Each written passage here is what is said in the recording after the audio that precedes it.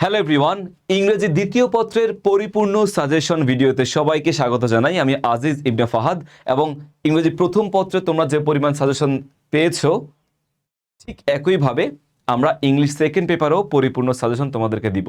একদম 100% প্রিপারেশন তোমার হয়ে যাবে এবং এগুলো পড়লেই ভাইয়ার বিশ্বাস, এসিএস ফিউচার স্কুলের বিশ্বাস আমরা অনেক ভালো একটা রেজাল্ট আনতে পারবো ইংরেজিতে। এটা ভাইয়া বরাবরের মতোই বলি, সাজেশন নট কোয়েশ্চেন। সবাই সাজেশনটা ফলো করবা, পাশাপাশি এক্সট্রা সময় থাকলে বাকিগুলো কাভার করো, রিভাইজ করো, বাট এগুলো মাস্ট একদম ঠোঁটস্থ থাকতে হবে যেন পরীক্ষাতে এগুলো আসলে কোনোভাবেই মিস দেওয়া না যায়, মিস যেন না হয়, নাম্বার যেন পরিপূর্ণ আসে।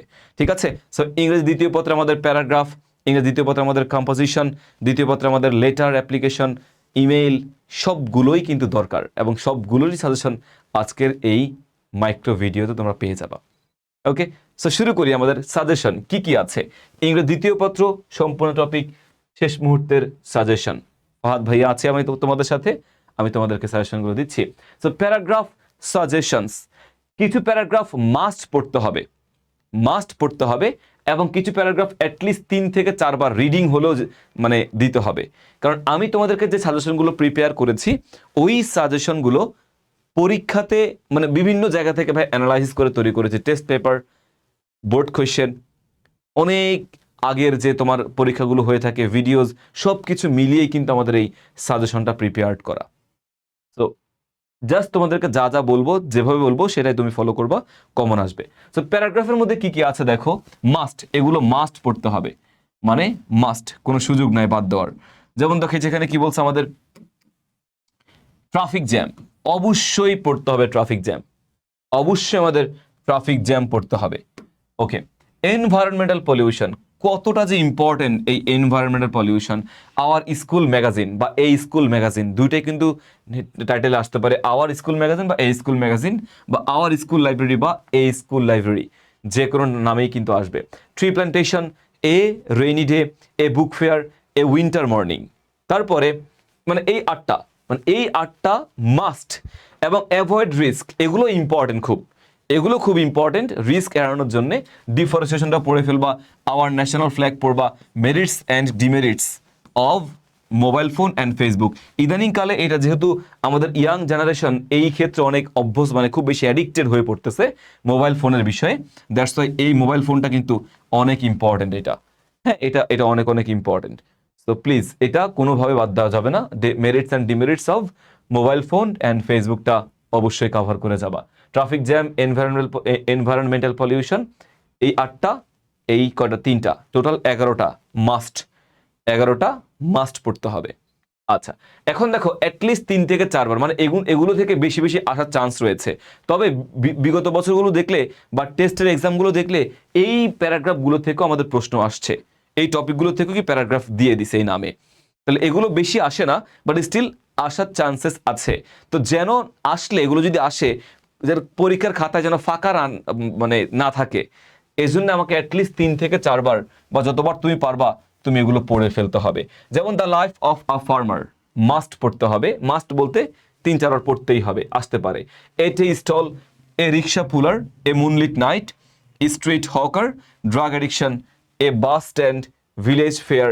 হ্যাঁ, এ বাস স্ট্যান্ড বা এই রেলওয়ে স্টেশন আসতে পারে এখানে, এ বাস স্ট্যান্ড বা এ রেলওয়ে স্টেশন, চান্সেস কম রেলওয়ে স্টেশন আসার মতো, সো আসতে পারে, জাস্ট মিলিয়ে লিখতে হবে আর কি। দেন এ ভিলেজ ফেয়ার, এটা ইম্পর্টেন্ট। মুনলিট নাইট, রিক্সা পুলার, এগুলো কিন্তু আমাদের পড়ে যেতেই হবে। Visit to a historical place, historical place তুমি ভিজিট করবা, এটা কিন্তু ইম্পর্টেন্ট একটা সাজেশন হতে পারে। তাহলে এই প্যারাগ্রাফ সাজেশনস আমাদের পড়ে যেতেই হবে। আবার দেখো অ্যাপ্লিকেশন সাজেশনস, প্যারাগ্রাফগুলো তাহলে হয়ে গেল, প্যারাগ্রাফগুলো মোটামুটি আমাদের কমপ্লিট। এখন আমরা চলে যাচ্ছি হচ্ছে অ্যাপ্লিকেশন সাজেশনের ক্ষেত্রে। অ্যাপ্লিকেশন খুবই খুবই ইম্পর্টেন্ট একটা জিনিস, খুবই ইম্পর্টেন্ট। এখান থেকে প্রশ্ন, পরীক্ষাতে অ্যাপ্লিকেশন, ইমেল বা লেটার 3টা থেকে একটা আসবে, 3টা থেকে একটা আসবে, তবে অ্যাপ্লিকেশন আসার চান্সেস 70%, বাদ বাকি ইমেল বা লেটার থেকে 15-15-15-30%। অ্যাপ্লিকেশনটাই পরীক্ষাতে ম্যাক্সিমাম ক্ষেত্রে চলে আসার চান্সেস আছে, ম্যাক্সিমাম বোর্ডে আসলে। এখন অ্যাপ্লিকেশন সম্পর্কে আমি আপনাদের সাজেশন দেওয়ার আগে তোমাদেরকে কিছু জিনিস বলি। অ্যাপ্লিকেশনের ক্ষেত্রে মানে মেনটেন করবা 1 পেজের মধ্যে যেন আমাদের অ্যাপ্লিকেশন শেষ হয়। তুমি তোমার লাইফে, রিয়েল লাইফে যখন অ্যাপ্লিকেশন লিখছো, তুমি কখনো কেউ অ্যাপ্লিকেশন 2 পেজ 3 পেজ লিখছো? মানে তোমার সাথে 1 পেজের কি বেশি লিখছো? 1 পেজের বেশি তুমি কিন্তু লেখো না। তাহলে তুমি কেন তোমার পরীক্ষাতে না বেশি নাম্বার পাওয়ার জন্য, বেশি লিখলে বেশি মার্কস, এই আশায় তুমি 2 পেজ লিখবে অ্যাপ্লিকেশন? অ্যাপ্লিকেশন স্ট্যান্ডার্ড নিয়ম হচ্ছে application should be in 1 page. তোমার হচ্ছে 1 পেজের মধ্যে 1 পেজ হতে হবে আমাদের এই অ্যাপ্লিকেশনটা, 1 পেজ হতে হবে মাস্ট। এরপরে অ্যাপ্লিকেশনটা তোমার হচ্ছে 1 পেজ, এবং অ্যাপ্লিকেশন তোমার অবশ্যই ফর্মাল ওয়ার্ড ব্যবহার করতে হবে, ফর্মাল ওয়ার্ড ব্যবহার করতে হবে। এখন ফর্মাল ওয়ার্ড বলতে কি বুঝাইতেছি আমি? ফর্মাল ওয়ার্ড বলতে অ্যাপ্লিকেশনের সংক্ষিপ্ত ফর্ম ব্যবহার করা যাবে না। যেমন আমি যদি বলি যে don't, aren't, no, do not লিখতে হবে, আর নট লিখতে হবে। সো আমাকে ডু নট, আর নট পরিপূর্ণ ফর্মটা লিখতে হবে। অ্যাপ্লিকেশনে ইডিয়ম ব্যবহার করা যায় না, অ্যাপ্লিকেশনে ইডিয়ম ব্যবহার করা যায় না। সো জাস্ট নর্মাল যে সেন্টেন্সগুলো হয়ে থাকে সেগুলো আমরা হচ্ছে অ্যাপ্লিকেশনের ক্ষেত্রে লিখবো। It's raining cats and dog লেখা যাবে না। It's raining continuously from the morning should be like that, এটাভাবে লিখতে হবে। সো ইডিয়ম অ্যান্ড ফ্রেজ আমাকে ব্যবহার করার সুযোগটা নাই, ইডিয়ম ব্যবহার করার, বাগধারা ব্যবহার করার সুযোগ আসলেই নাই। ফর্মাল ওয়ার্ডের ক্ষেত্রে আরেকটা কথা বলছি তোমাদেরকে, সাবজেক্টবিহীন কোনো বাক্য লেখা যাবে না, সাবজেক্টবিহীন কোনো বাক্য লেখা যাবে না। সাপোজ আমি যদি বলি যে hope you are well by the grace of Allah, না, সাবজেক্টবিহীন বাক্য লেখা যাবে না। বা সাবজেক্টবিহীন যে বাক্য ইম্পারেটিভ সেন্টেন্স, ইম্পারেটিভ সেন্টেন্সে কিন্তু আমাদের সাবজেক্ট থাকে না। তো ইম্পারেটিভ সেন্টেন্সের অনুরোধমূলক বাক্যটা লিখতে পারবা, অনুরোধমূলক বাক্য ইম্পারেটিভ, রিকোয়েস্ট করতে পারবা, কিন্তু অর্ডার, অ্যাডভাইস, নিষেধ, এগুলো কিন্তু আমাদের ইম্পারেটিভ সেন্টেন্সের করার সুযোগ এখানে নাই। কারণ তুমি অ্যাপ্লিকেশন অনুরোধ করছো, এটা কাইন্ড অফ আবেদন করছো তুমি। তা আবেদন পথে তুমি কিভাবে টিচারকে বা তোমার যার কাছে আবেদন করবা তাকে অর্ডার করবা, তুমি কিভাবে তুমি নিষেধ করবা, কিভাবে তুমি তাকে উপদেশ দিবা? অনুরোধ করতে পারো। সো রিকোয়েস্ট মূলক বাক্যগুলো লেখা যাবে, কিন্তু সাবজেক্টবিহীন অন্য কোনো ইম্পারেটিভ সেন্টেন্স আমার লেখা যাবে না এই অ্যাপ্লিকেশনের ক্ষেত্রে। তো এই জিনিসগুলো মেনটেন করবে। এখন কি কি আছে এখানে দেখো, ফর টেস্টিমোনিয়ালটা পড়ে যাবা, প্রশংসাপত্রের বিষয়টা পড়বা। Sit in the school hostel important. For transfer certificate, TC, very important. Full free studentship, এটা অনেক ইম্পর্টেন্ট। হ্যাঁ, relief and medical aids for flood affected people. So medical, এটা এটা এটা এটা কিন্তু পরীক্ষাতে যে কি পরিমাণ আসে আনবিলিভেবল। বা রিপেয়ারিং ড্যামেজ রোড, এটাও অনেক বেশি পরীক্ষাতে আসে। কন্ট্রোলিং মসকিউটোজ, ইদানিংকালে এটা পরীক্ষাতে বেশি আসে যেহেতু ডেঙ্গুর পরিমাণ বেড়ে গেছে। সেটিং আপ আ কম্পিউটার ক্লাব, এখন এখানে কম্পিউটার আসতে পারে, এখানে তোমার হচ্ছে কি বলে এটাকে, কম্পিউটার ক্লাব হতে পারে, ডিবেটিং ক্লাব হতে পারে, ইংলিশ ক্লাব হতে পারে, সায়েন্স ক্লাব হতে পারে। তাহলে এক একটা ক্লাব, মানে একটা ক্লাব, একটা তুমি অ্যাপ্লিকেশন যদি এই টাইপস পড়ে যাও, তাহলে তুমি যে কোনো মানে জিনিসগুলো করতে পারো। তুমি ক্যান্টিন প্রতিস্থাপন করা, হ্যাঁ, বা তোমার কি বলে এটাকে কমন রুম ফ্যাসিলিটিস বৃদ্ধি করা। তো কম্পিউটারের জায়গায় তুমি ডিবেটিং লিখে দিবা, ডিবেটিং আসলে ইংলিশ আসলে ডিবেটিং এর জায়গায় তোমার ইংলিশ লিখে দিবা। জাস্ট ওয়ার্ডটা, মেইন ওয়ার্ডটা পরিবর্তন হবে, কিন্তু মেইন কাজগুলো কিন্তু, মেইন জিনিসগুলো সেমই থাকবে এখানে, ম্যাক্সিমাম লেখা কিন্তু সেমই থাকবে। সো এই 8টা অ্যাপ্লিকেশন আমাকে পড়তে হবে। পাশাপাশি request for setting up a canteen, canteen set up করার বিষয়টা কিন্তু ইম্পর্টেন্ট। হ্যাঁ, এনহ্যান্সিং লাইব্রেরি ফ্যাসিলিটিস বা কমন রুম ফ্যাসিলিটিস ইম্পর্টেন্ট কিন্তু অনেক।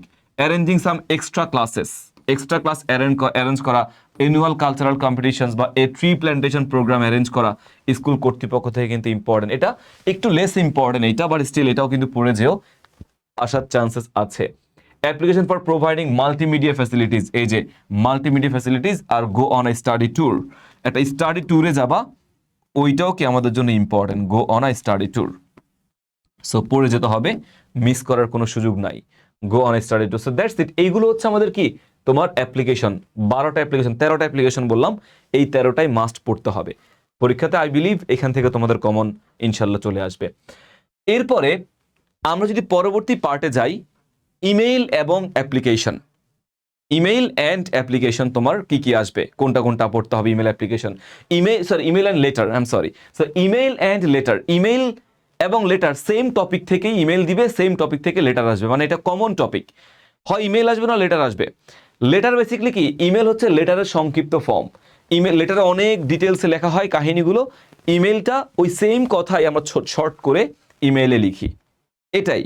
সো টপিক সেম, একটা টপিক থেকে যে টপিকই দেখ, ওই টপিক থেকে লেটারও আসতে পারে, ওই টপিক থেকে ইমেইলও আসতে পারে। যেমন দেখো, thanking for the birthday gift or hospitality, birthday gift or hospitality. তাহলে এই যে বার্থডে গিফটটা রয়েছে, এই বার্থডে গিফটটা তুমি একটু পড়তে হবে, এবং হসপিটালিটি যেটা রয়েছে, ওই হসপিটালিটিও কি তোমার কাভার করতে হবে। Okay, so thanking for the birthday gift and hospitality. এটা তোমার মনে করো লেটার আসতে পারে, লেটার আসলে তুমি 3 পেজ 2.5 পেজ 3 পেজ লিখবা, এনভেলপ সহ খাম সহ। ইমেলে তার খাম লাগবে না, তাই না? ইমেলে জাস্ট তুমি তোর মতো করে ছোট করে লিখে ফেললেই হবে 1 পেজ। মেইন কাজ তুমি তাকে বার্থডে গিফট থ্যাঙ্কিং দিচ্ছ, ধন্যবাদ দিচ্ছ, বা তোমার যে হসপিটালিটি রয়েছে, তুমি আতিথেয়তা পেয়েছো, তার জন্য ধন্যবাদ দিচ্ছ। তো how to improve in English and how to learn English, এটা কিন্তু ইম্পর্টেন্ট। এটা লেটার আসলেও বড় করে লিখবা, ইমেল আসলে ছোট করে লিখবা। মানে একটা তুমি লেটারের জন্যই পড়ে রাখো, তুমি এটাকে লেটারের জন্যই পড়ে রাখো, সবগুলো টপিক তুমি জাস্ট লেটারের জন্যই পড়ে রাখো। লেটার আসলে তুমি বড় করে লিখবা, ইমেল আসলে তুমি ছোট করে মেইন কথাটা লিখবা। কিন্তু ইমেলের জন্য পড়লে লেটার লিখতে একটু প্যারা খেতে হতে পারে। তো লেটারের জন্য পড়বা, ইমেল আসলে কিন্তু আমরা এমনিতেই পারবো।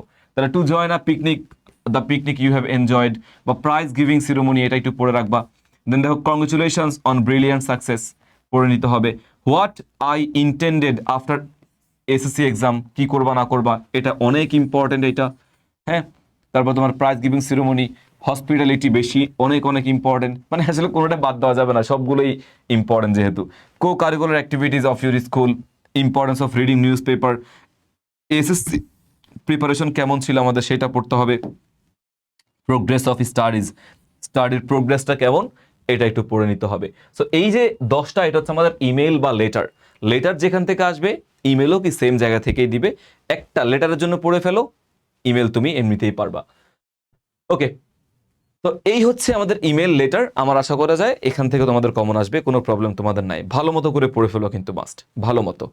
এইবার আমরা চলে যাওয়া হচ্ছে কম্পোজিশন পার্টে। কম্পোজিশনটা বেসিক্যালি তোমাদেরকে আমি 7টা কম্পোজিশন দিয়েছি, 7টা কম্পোজিশন, এবং রিড 2 to 3 টাইমস অ্যাটলিস্ট। এই 4টা কম্পোজিশন অ্যাটলিস্ট 3 থেকে 4 বার পড়বা, আর এগুলো মাস্ট পড়ে যেতে হবে কম্পোজিশন। এই 7টা কি কি এখানে আছে দেখো। Journey I like most, importance of physical exercise, importance of physical exercise পড়ে নিতে হবে।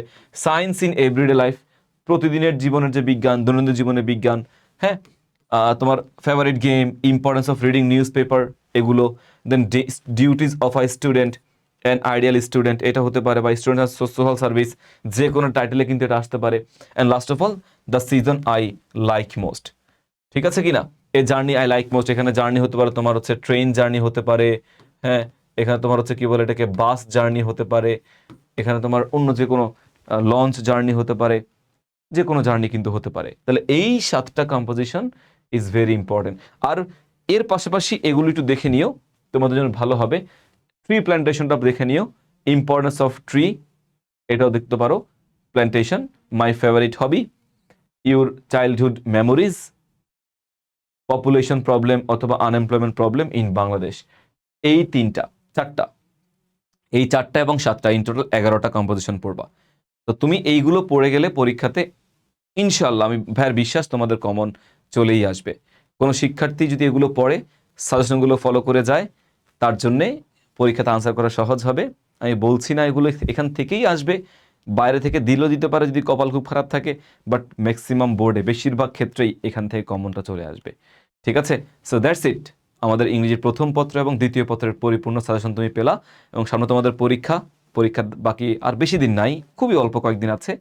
তো এই সময়ে কোনো দিকে তাকানোর সুযোগ নাই, পড়তে হবে, রিভাইজ করো, যত বেশি পারো এই সময় রিভাইজ করে যাও।